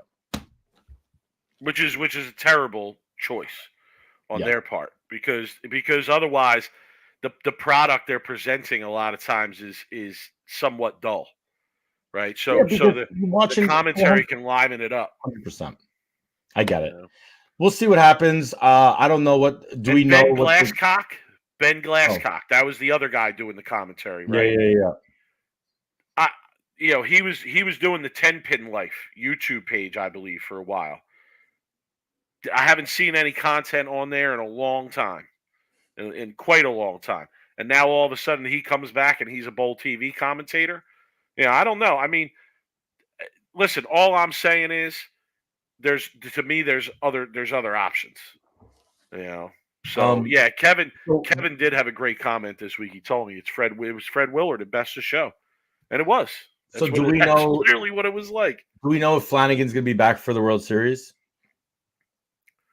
I don't think so. Oh, okay. I don't think so. I mean, I do not have any information on that one way or the other, but I would imagine, why would he? Why would he? Like, if he was available for the Masters and they didn't use him, why would he be at the World Series? Larry said in the chat asking why Jacob. I'm assuming you're talking about Buttriff wasn't there. From my understanding, Buttriff was sick or injured, and then tried to sign up 5 days before the event. I guess felt better and didn't get in, obviously. Lucas has some experience in this field, so let's bring his comment up. It's hard to find some bowl commentators. We're so desperate to flow, even when use Big Mike once it didn't work out so well. We didn't. Lucas, next time reach out to me, okay? I knew what I was talking about, though. At least I know the bowling. You know bowling, 100%. I'm not sitting there saying, "Boom, nice strike." Yeah, I mean, come on. Unfortunately, that's a really tough job in a sense of like, if they would have asked me and you to do it, I'm sorry, but I can't take off work all week, even though you were on spring break. Two, you literally commentating for like what? I mean, the hours are freaking crazy. These guys are talking about bowling for like, I don't know, 12 hours a day. It feels like even harder. But yeah, I think you're right. They could have just plug and play with the pros that aren't bowling. I'm sure, like you said, there is probably a lot of bowlers they could have just brought in to, supplement until they could figure out what's going on and try to get Mike back. And Mike does a lot more for Bowl TV than just commentating. He's doing a lot of the equipment, right? Setting up doing a lot of the I believe so, yeah. off the behind the scenes stuff too. So I'm sure they're probably having a tough time getting that taken care of. But okay, Mike, there's some others. Kevin Weeks brings up an interesting comment. Last thing I'll say here. You know who would be the perfect combo Norm Duke for Bowl TV? It would be Dave Lamont and Norm Duke. If Bowl TV really wanted to give us the best product they could give us, they would go out and they would get Norm Duke and Dave Lamont to do it on a regular basis. Okay. Can't argue there. That's hard. Probably that's easier said than done. I would imagine Norm doesn't want to be on the stream for hours. But I mean, you might be able to let him do it from his house. To be honest with you might be able to do it remotely. I'm not sure if they could do that or not. But all right, Mike. There was some other stories. I think we pretty much took care of that. So you want to talk about Simo? Yeah. Okay. So there was a situation that happened where Simonson got distracted and he threw a shot, and I believe he left like a 2-8-10 or a 2-4-10, and he double flipped off what seemed to be Matt Ogle. All right. So this picture surfaces of Anthony Simonson literally giving the double bird to Matt Ogle. Now, this picture goes, and actually someone posted on our page, goes pretty viral. Matt Ogle, who responds to the picture and says, well, it wasn't me who he was flipping off. It was J.R. Raymond. Okay. And everyone's like, oh, really? Like, well, what did J.R. Raymond do? So then somebody, of course, finds the J.R. Raymond shot. And J.R. Raymond, I'd imagine, was like almost like 7 or 8 pairs away from Simonson at this point, I believe, right? Could be wrong here. But J.R. Raymond throws what is kind of like a strike, but it's like a strike that was like a high 9-pin strike, and it kind of fell late, and the pins did a little like late, like dancing, and the pin fell late. And JR was coming off the approach and kind of did a little like spin maneuver, right? Like it was just a little bit of like, oh crap, like can't believe that struck kind of move. And then kind of walked off the lane. And then Simonson, as he was kind of walking off the lane and kind of did this like spin, he caught Simo, and then Simo gave him the double bird. And then the picture kind of went, viral a little bit in the bowling world, and everybody started asking. And I guess J.R. Raymond didn't even know he flipped him off until like way later, right? He put a video out about it already. So yeah, it was like a barely dance. Bowling with the Diallo says in the chat, it was a barely dance. It wasn't like he was on the approach doing the robot and the moonwalk and shit. Even though I think that would be amazing, it was a barely dance. So I guess my question to you here, Mike, because I know we might probably differ here in opinions. What do you make of the situation? I know there was a follow-up to it because JR put a response to it that Anthony did reach out to JR and apologize, right? That's what seemed like it anyway. Seemed like Simo reached out, apologized. So I'd imagine they at least talked about it anyway. Yeah, I'd imagine Simo got caught up in the heat of it, right? And did something he probably shouldn't have done, right, on the lanes. And when you're a public figure in bowling and you're one of the best in the world, it's not a good look for you when you do that, right? With everybody watching, especially in the bowling world we live in today as a professional, national touring player, right? The bowling's soft. I mean, it's just so soft. So my question: any other sport you watch, stuff like this happens. Correct. Even golf, which is gentleman's game, country club game, they hit a bad shot. They're effing everything, dropping F-bombs, breaking clubs, etc., etc. I don't know. I feel like it's part of sports. It's part of the emotion. It's part of the the heated nature. That was going to be my point. Is you see in NASCAR all the time where the other drivers are getting people hit. punching each other. They're punching fist each fighting other. after the race is over. Okay. Now, but my takes are all over the place on this. I'll be honest, because like it's a tough I one. feel that way. Okay. Yeah. Right. But I also feel like, from Simo's perspective, you got to be mentally tougher than that. Correct. Right. You got to be mentally tougher than that, Hoss. I mean, come Right. on. If you're going to be one of the GOATs, if you're going to be one of the best to ever throw it when all is said and done, I feel like the skin's got to get a little bit thicker when it comes to instances like this. You know, Right. But J.R. Raymond shouldn't be dancing on the damn approach either. Okay, it's a major. Dance. It wasn't even. I don't care.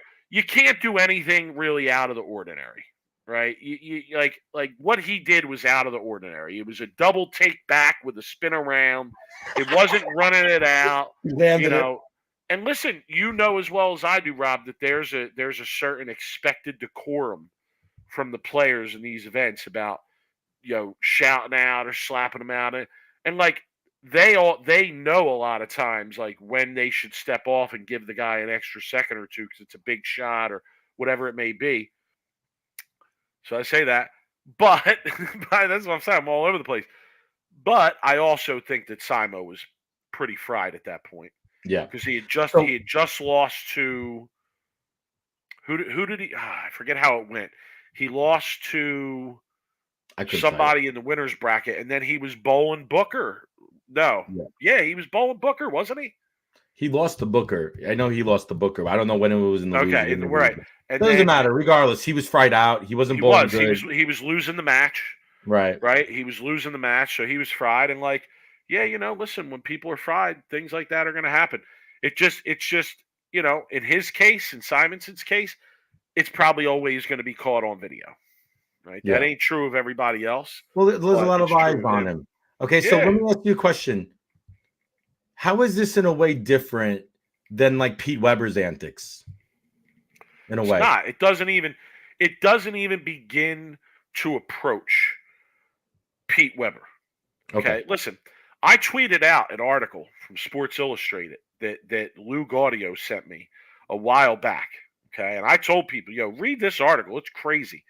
You read this article about Pete Weber. I mean, Pete Weber sounded more like Charles Barkley than Anthony Simonson. Okay.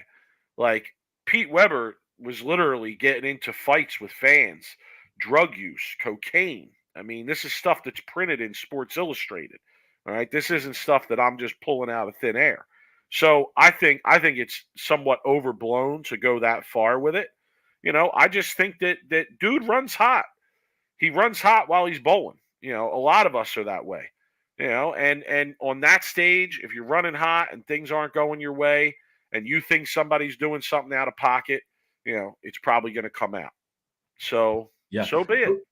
So my thing is I got into an argument with Bill about this, okay? Because my thing to Bill was, and we all know my stance on bowling, right? And bowlers and players, and I always say bowling needs a good heel, right? If you don't know what a heel is, right, watch a little bit of wrestling, and a heel is a bad guy, is a villain, right? Or people, you know, don't like, because movies, sports, whenever there's a really good villain involved, it makes it a little bit more interesting, right? So for me, like for him to double flip off, whatever, like that's, you say that's Pete being Pete. I think that's Simo being Simo in a way, right? Now, I'm kind of like you in this, right? Yes, like the bowling world is a little bit soft. Oh, he's being a crybaby. You know, all you hear is all the people getting on him about it. And here I am. I think that's why I bring this comment up from Sean. Like, JR was 2 pairs away and it was nothing. Simo totally overreacted. I mean, I can see that side of it too. Maybe. You know, like I said, like I'm just saying you got to be a little mentally tougher than that. We're on the same page. Like I like that in a sense. And like I said, I literally got into an argument with Bill about it because I'm like, look, Simo's great for the PBA. Let alone people want to bitch about it and talk about how much of a baby he is and all this shit on all the heat he gets. It puts eyes on him. And it's like, you don't know what he's going to do next. You know, he has that love him or hate him type personality, right? But people love to hate, and if they want, they might be like, okay, I gotta watch Simo because I don't know what he's gonna do next. There's a little bit of uncertainty with Simonson, right? A little bit of unexpected of what is this kid gonna do next? Is he gonna average 250? Is he gonna bowl 300, or is he gonna flip someone off? And I think that's not a bad thing for the PBA. Now, Bill's argument was, well, is that going to make the sport better because is the ratings going to increase and is it going to get more sponsorship? And I see that point too, right? I can't argue with him. He's been in doing it for years, right? But as a fan's perspective, I think Simo he can't miss bowling when he's bowling. When he's bowling on TV, when he's bowling on the stream, Whether I he's think bowling good or bad. good or bad. And Usually that's good, the but- same thing with Pete. That was the same type of like entertainment we had with Pete. Pete was more entertaining. Was he more entertaining when he was bowling good, or was he more entertaining when he was bowling bad? Right? Either way, you had to watch him, and that was the important part of it. And that's what my argument was. And we went back and forth, and Bill was getting pretty upset. And I don't ever see Bill get really angry, but usually he usually gets angry at Mike, not me. But anyway, that was my point of it, and I we'll see. But and who got more attention to the sport of bowling than Pete Weber? right, The answer is nobody. And right. who now just had an article done on them by Rolling Stone magazine? We had Zach Harris on, and Yeah, what was one of the love angles? me or hate me, you watched. Yeah, what Right. was one of the angles of that article? One of the angles of the article was Simo's edge, right? And the fact that he's a little bit edgy, right? So one more point on this that I think is important to make. I feel like in a lot of instances where Weber had his like meltdowns and things of this nature, and maybe it's just the way I remember it because his biggest one was the U.S. Open and he won that one. But I feel like even if he was winning, he was melting down. Does that makes like it was almost like he had this Jordan like mental state of like I'm gonna find a reason to get angry, and that anger is gonna propel me to a win. Okay. I think Pete knew his shtick very well. Okay. Right? He knew how to play up his shtick. Here's what I'm worried about with Simo. A lot of this seems to come out when he's losing. Okay. So that And I people think look that- at it as like being a crybaby sore loser. And I think that if that continues, okay, people are going to be able to paint him that way if they so choose to. So he Okay. needs to be a sore winner as well as loser. I mean, it wouldn't hurt. It wouldn't hurt to have some sort of, meltdown mentally powering you to a win once in a while, right? Because when he does win, it seems to go smoothly, right? Now, when he won the Masters last year, I remember he was very emotional, and I remember he said something about they can't stop us or something, right? There was that comment. So you Yeah, knew that was when the banning of the balls, right? right, in the storm and stuff. that gave you a little window into what was going on behind his scenes of his mental game there, right? Right.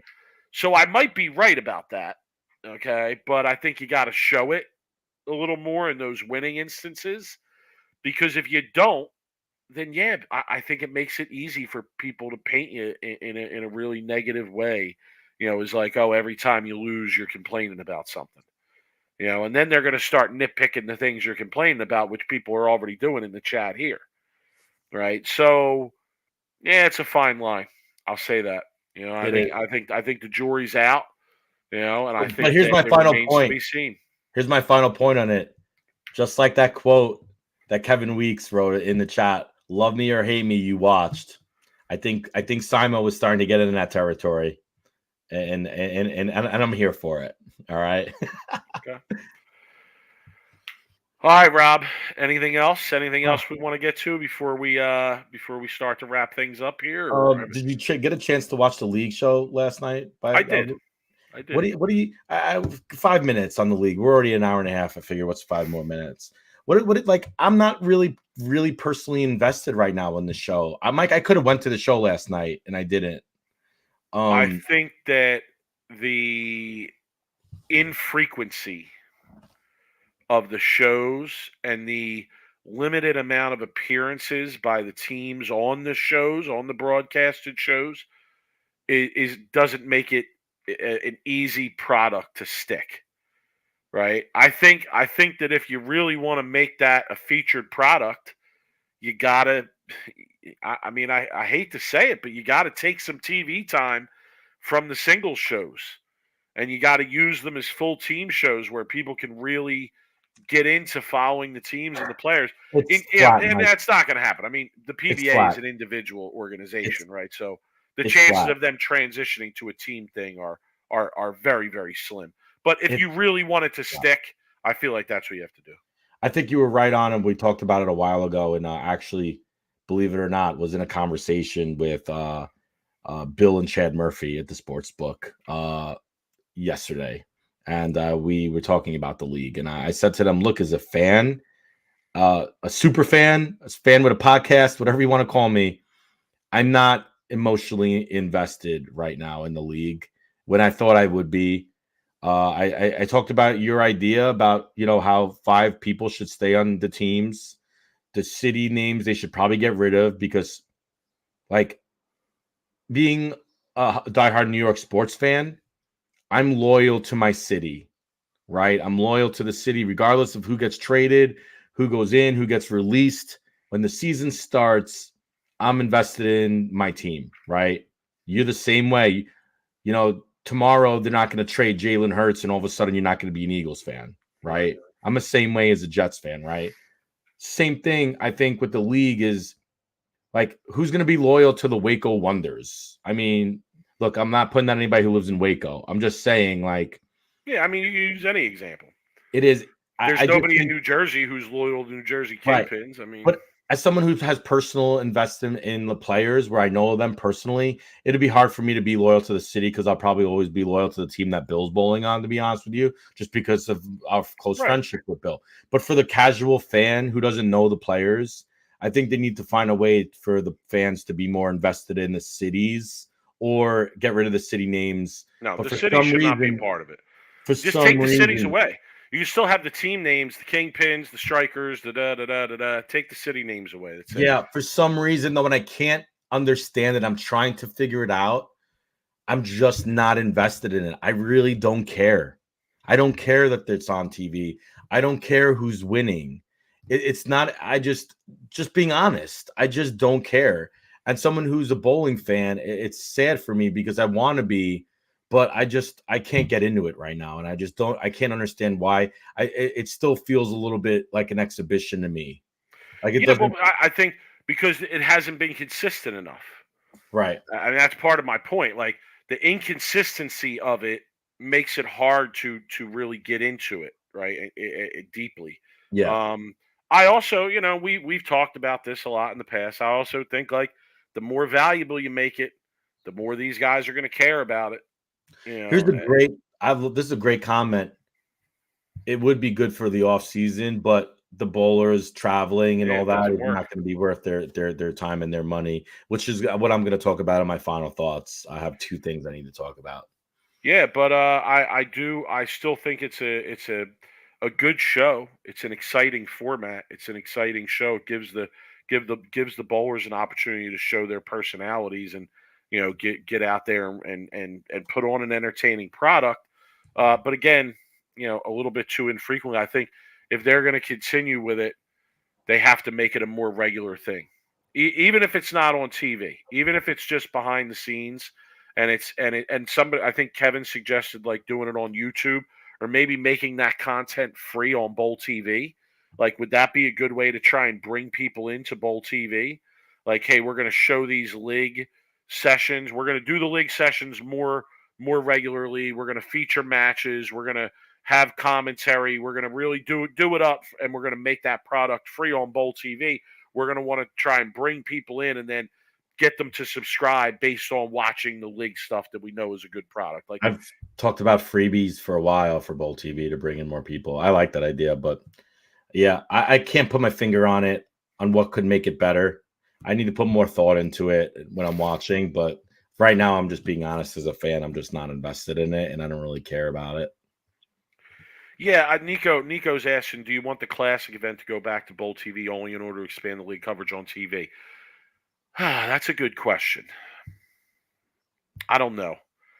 No, not right now. Not right now, Nico. I don't think that it's proven itself enough as a product to take other singles events off of TV to give the league more time on TV.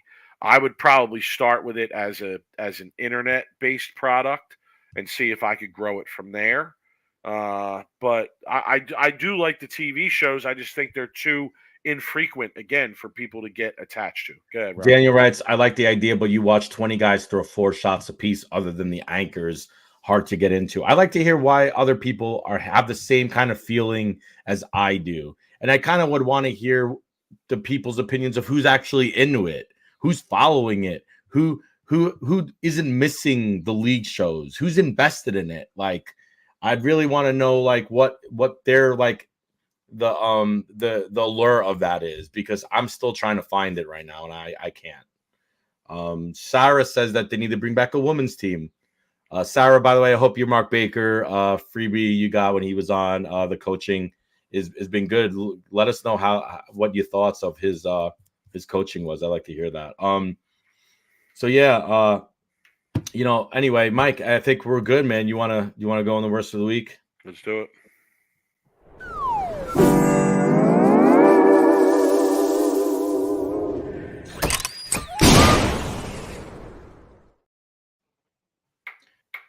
Yeah, Portland. I mean, maybe they should just stick to. I don't know. There's so many other ways. I'm just reading some of the chats that are coming in.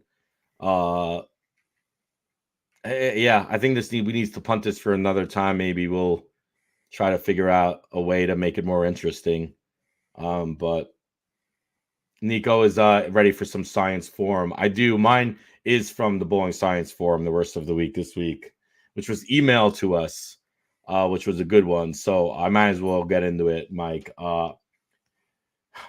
My worst of the week goes to Adam Allen, or maybe it's Adam with 2 D's, but I'm going to call him Adam. I finally bowled my first 600 last night. Been waiting a long time for it. I have been averaging 208 for a few years, and it feels like a great accomplishment. Look, I'm no math major, Mike. But if you're averaging 208 for 2 years, you're what's the math? You're bowling what? 8, 16, 24. You're bowling 624 a week. So I guess he finally bowled his first 600 after averaging 208 for 2 years. Not a math major, Mike, but something doesn't add up with those numbers. I don't know. Could that be a typo? Either way, it's a great worst of the week because it doesn't put me past Bowling Science Forum. Look, I'm just not a math major, but I know the math doesn't add up on that. That's funny. And look, people, has nothing to do with this gentleman bowling his first 600. I'm all about new bowlers bowling great accomplishments, but you can't average 208 for 2 years and bowl your first 600. So, okay. My worst of the week this week comes from YouTube. Ooh. And it's the king of the patch pirates. The king of the patch pirates, Louis Napolis. Okay. And I'm giving him worst of the week because 3 days ago he posted a video, and I laugh, but the video has like 10,000 views, which is a problem in and of itself. Part of the reason I give it worst of the week. But his video is how to fix your bowling release to bowl like the pros.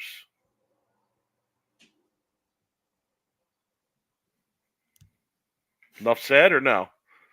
Do I need to go into detail there or what? No. I mean, I could probably do 5 minutes alone commenting on that. You're good. I don't know. Yeah, I'm good. I feel like I'm good. I feel all right. We're good. I feel like I'm all right. I didn't say anything. Like, just read the title. I mean, You know, I don't know. Really good. Probably maybe going to the pro shop somewhere and like ask some or like I look on the lanes and find somebody that throws it hella good and be like, bro, what do you do? What do you do? What you watch my game and tell me what you think. Yeah. Oh, terrible. All right, Mike, let's go.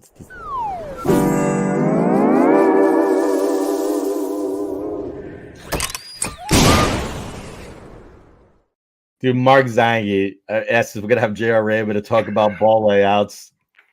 If anybody doesn't know what that comment is, J.R. Raymond posted about how he's pretty much done with the bowling science forum, and he wants to essentially probably start a war with the bowling science forum because that's what the post sounded like. Look, people, the one thing that I've learned about being on the internet is you can't fight the internet. Okay, so you can't fight a chat group, you can't fight a message board. Things don't work out well for you when that happens. So I'm just giving JR, if he's listening to this, some advice. Nico mentioning that the King of the Patch Pirates partnered with Tang for his subscription bowling coach thing. I know. I watched the video. Nico. I totally picked up on that, and great. Good for them. I mean, listen, I'm sure the networking thing and followers and building a following, great, awesome. I'll be totally honest with you. I question the amount of followers some of these bowling pages have. Ooh, I shots do. fired.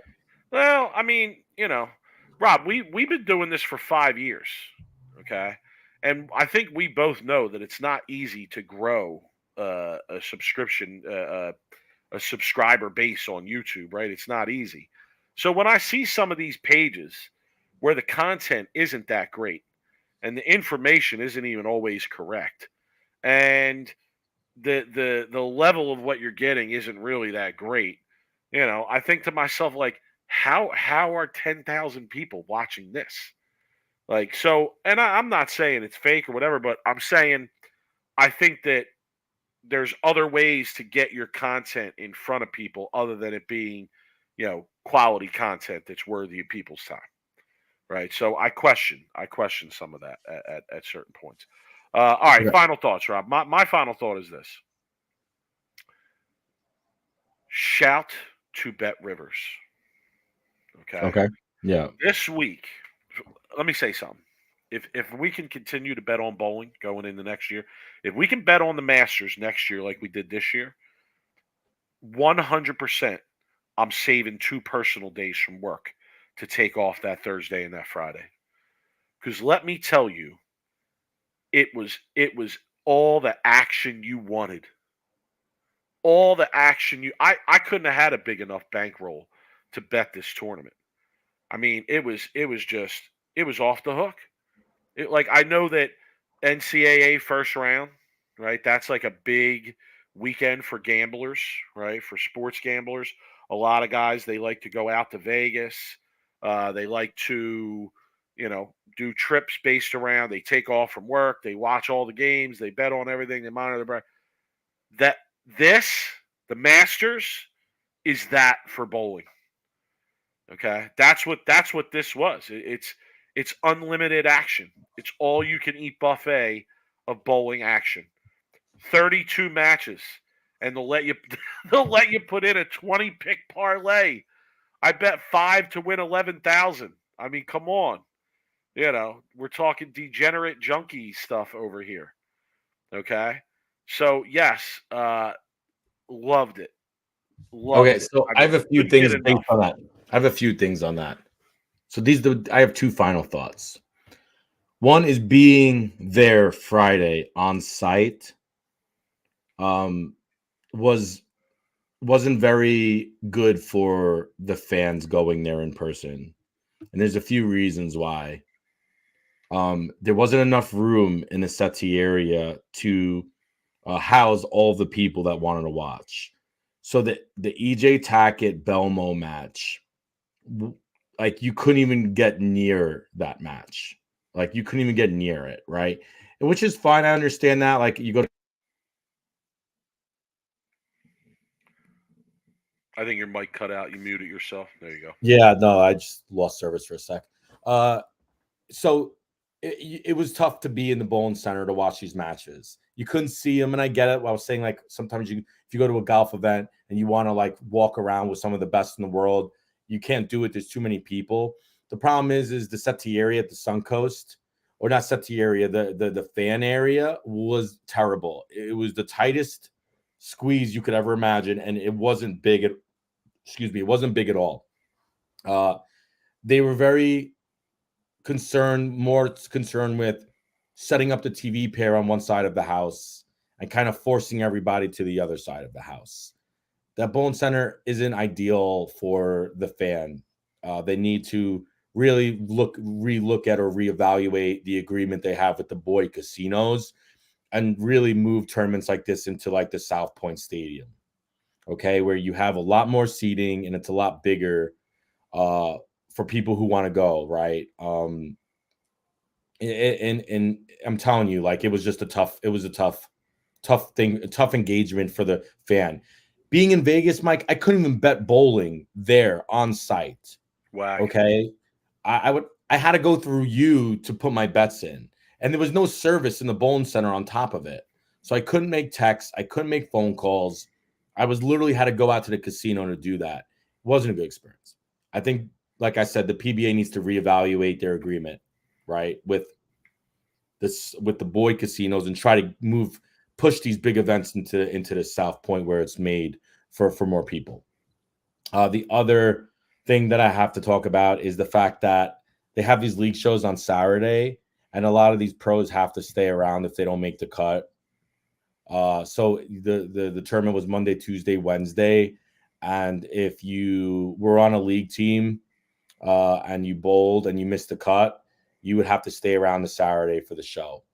I think the PBA needs to reevaluate their scheduling next year when they're doing the league or the way they do things, so that the pros don't have to stay around. Maybe and make use of the pros that are there. I think like they could have done a good job maybe using or utilizing the pros that are there not bowling and have them do some fan engagement stuff, right? Maybe give them a chance to make some money when they're hanging around for the Thursday and Friday. I don't know what, Mike, there's a lot of things they could have done. Autograph signings. I mean, think about it. I don't want to say pro-ams, but something in that nature, right? Where they could have maybe rented or whatever it is, a different bowling center, and maybe had a pro-am and give the players a chance to make money instead of having to stay around there for like 2 to 3 days and have nothing to do, waiting to throw 4 Baker shots. Essentially what it was. So that's my final thoughts. Overall, though, it was good to see a lot of people being there. There was a lot of energy in the bowling center, even though it was a small place. It seemed like a very small atmosphere, but it was awesome to be able there to watch and see a lot what's going on there and be able to see some people I haven't seen in a really long time. And yeah, shout outs to D-Ron, man. That's my guy, man. Came home with a master's title today. Worked hard, great kid. Happy for him, really am. So, so we're getting him on the show, is what you're saying. I'll reach out to him and see if he wants to come on. He's going to be a big ticket now. I put in 40 different bets this week between Thursday, Friday, and today. 40 different bets, 40 different tickets. So. No, Greg, was there any merch for sale? I didn't see any merchandise. I didn't see any PBA merchandise. I didn't see any pro merchandise, Belmo shirts, Tackett shirts. I think that is definitely something they could probably do that I imagine they would be able to sell a decent amount. So that's a good call out. Maybe I'll ask Tom if I could start a PBA merch booth when I'm there, make some money. No doubt. All right, Rob, World Series of Bowling. Best week in bowling. I used to think it's the best week in bowling. Now that we can gamble on bowling, I actually think it's the Masters. But when is that? Does that start this week or is that next week? I think so. Do you want me to look up the schedule here? I'm sorry, I didn't get a chance to look it up before I came on the show. I'm sure our fans know. Hold on. Give me a second. There's going to be a lot of opportunity for betting action as well in this. So let's see, Tuesday, April 2nd is the Roth-Holman doubles. Oh, that's Tuesday. This Tuesday. Okay, there's a PTQ for that on Okay. Tuesday. Then Wednesday is practice for the Roth-Holman doubles. Okay. You also have a PBA Elite League round 11 on Wednesday, April 3rd.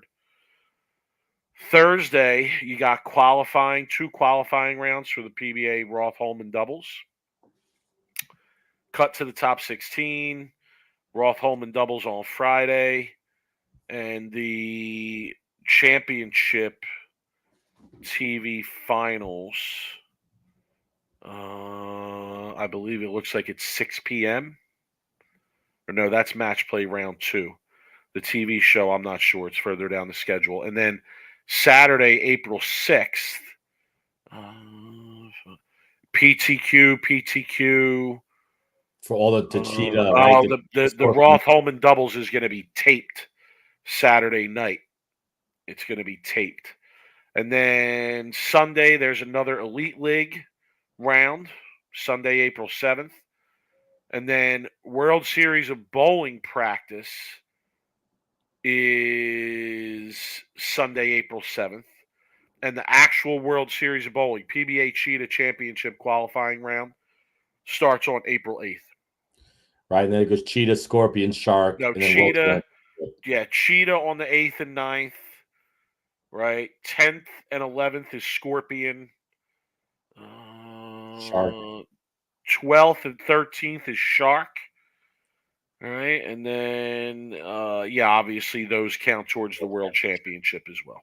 Right. Gotcha. So it's not just going to be a week here. It's actually going to be 2 weeks. 2 weeks. 2 weeks plus, it looks like. In Allen Park. Because Thursday, April 18th is when the PBA World Championship match play starts. Yeah, okay, and then it looks like there's actually going to be the semifinals, seeds 5 through 9 for the World Championship is a separate show. So it looks like it's a 9-person stepladder, for this show.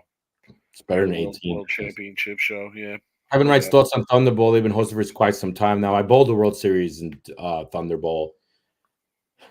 Great fans. Some of the fans in Detroit in that area are the best. They love the sport. They're very loyal, dedicated to bowling. Thunderbowl itself is a great center because of the TV type pairs they have in the low end where you could put the TVs, and then the main center is a huge facility. I believe it's, I can't off the top of my head, but I'm pretty sure it's in like the 50s or 60s lanes.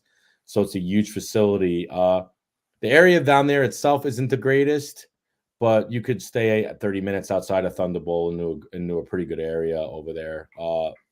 But I love Detroit. I think bowling has always been big in the Midwest area, in the Chicago, Detroit, all across the Midwest. So I love having a tournament like this in the middle of the Midwest. I think it's important because of the Midwest roots for the sport of bowling.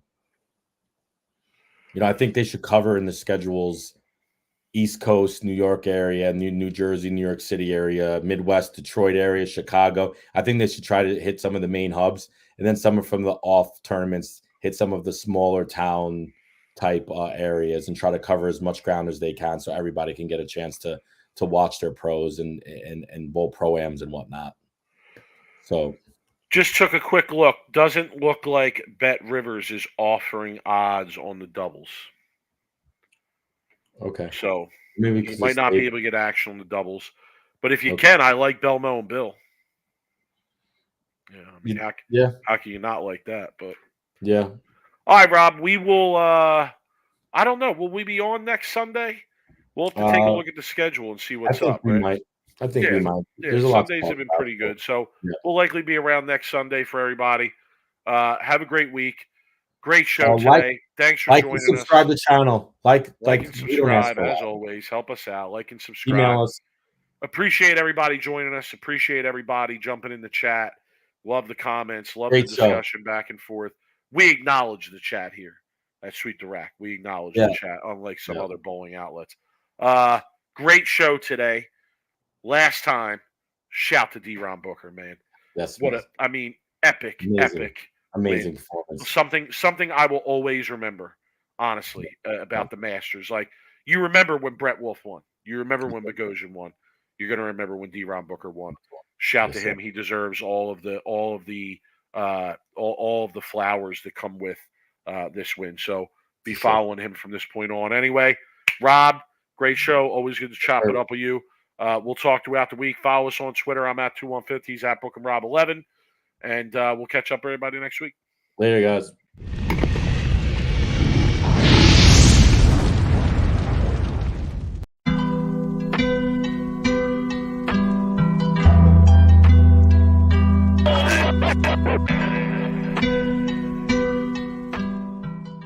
You are now listening to Sweep the Rack podcast featuring Brooklyn Rob and Big Mike.